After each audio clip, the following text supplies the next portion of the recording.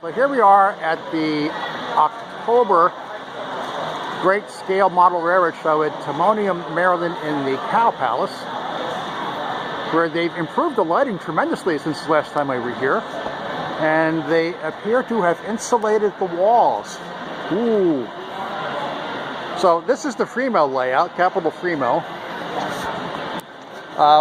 We're building a class yard, not a class yard, but a staging yard. That's the word I was looking for. We've taken an old module table and we're constructing it, and we're waiting for stuff to dry at the moment. This is the first layout, first module on the set. This is part of the Boston Street complex. This is Southwest Broome. If you're an East Coast modeler, you probably have seen this at various train shows. This one travels a lot. Yeah. And then this is Boston Street itself, I believe. So you actually have on-street running when it's running. And Continental Can in Baltimore. This is all based out of Baltimore. This Boston Street. It's not in Boston, it's in Baltimore. Okay. And if you look inside Continental Can here, you can see there's actually a little machine shop. This is new. The what was the staging yard table used to be here, but this is new. Dan built this.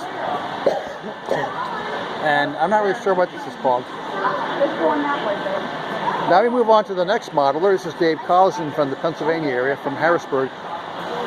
This is Roto Mill, I think it is. Somewhere in the Harrisburg area, I think.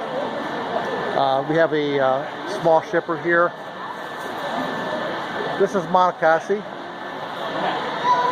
Monocacy Creek was a Civil War battlefield. It was part of the Antietam battlefield up in Maryland. So I suppose Roto Mill could be in Maryland too.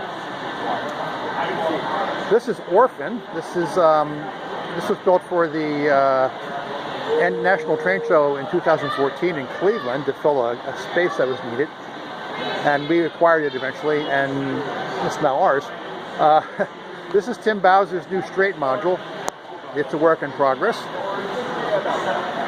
This one here would be. Here's another work in progress. This one's mine. This is Larry's farm. This will be a cornfield. This would probably be 2x2. If a Tuitus Discovery was, I had a bunch of corn stalks in the box, so I have enough to do that. This is our power module. These things pop up so you for storage and you can see underneath.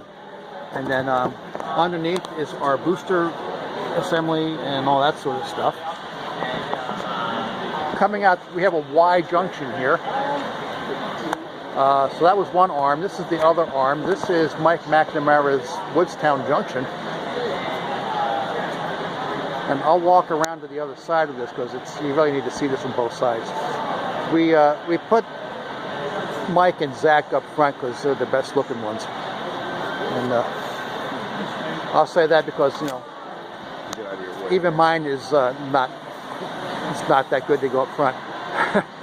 So that was Woodstown, and then this is where Zach starts. This is a Trap Rock Junction in what was the Washington Old Dominion Railroad in Northern Virginia. And today, you can ride your bicycle on this. This has all been converted into rails to trails.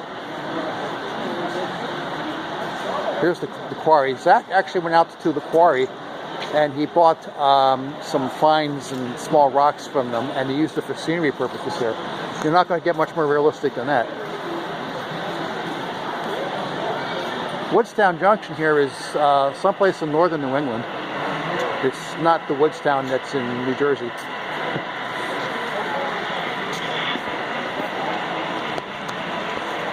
And we'll zoom in here a bit here. Try not to spin this thing around too much.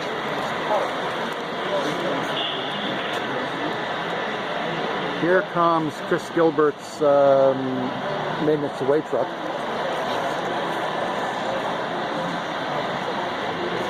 And as you can see, St. Johnsbury is upstate Vermont, I believe. The liquor depot. I'm told that you can see stuff in the windows. Yeah, here we go. Yeah. Little engine house here. Transo place. You head out of town, you cross a little creek bed here. Got a fisherman, no less. There he is. And now we're into Baltimore. Through the miracle of modular railroading, you go from Vermont to Virginia to Vermont to Baltimore. This was this is our Y junction. My understanding is that somebody was building this house here. This is a plastic casting, and he dropped it and it shattered, and he just decided to make it into a demolished house.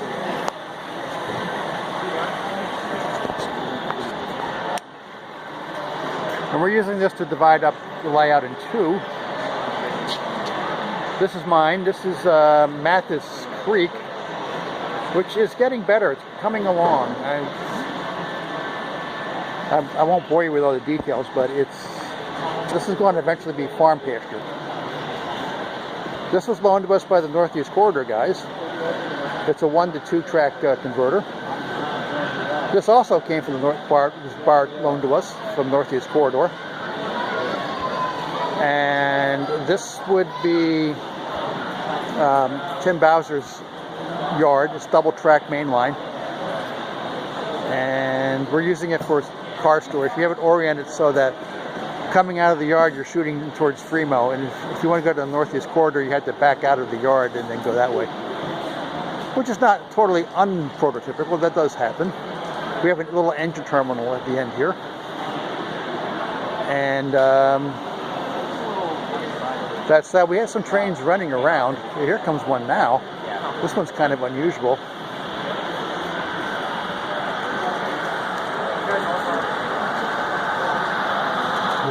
We can run it a wee bit fast here. Yeah.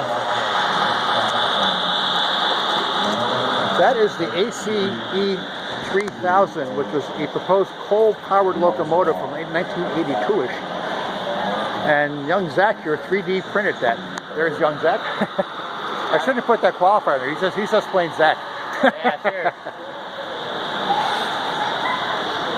All right, and that's our layout. I'll do another one that shows the Northeast Corridor stuff.